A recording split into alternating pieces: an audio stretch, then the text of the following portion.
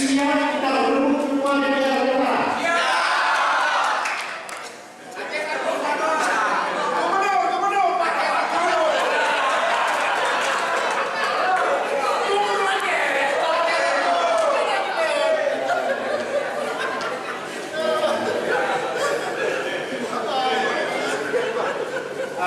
Bapak Ibu saya, ini terakhir ini. Kenapa berani saya katakan demikian? Kenapa? P3 adalah partai yang terbaik buat orang Aceh. Buat orang Aceh. Karena saya ini di Aceh. Kalau saya di Jakarta, saya bilang P3 adalah terbaik di Indonesia.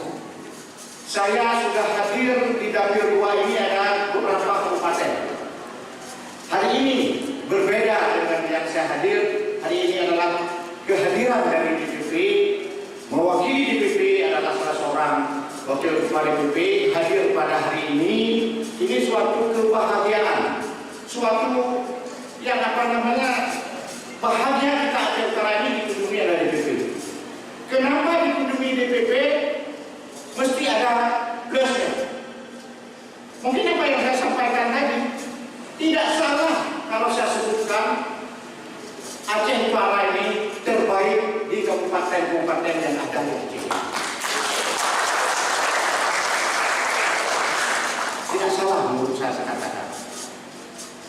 Sekarang yang dapat pimpinan dari 23 kabupaten kota cuma Aceh Utara.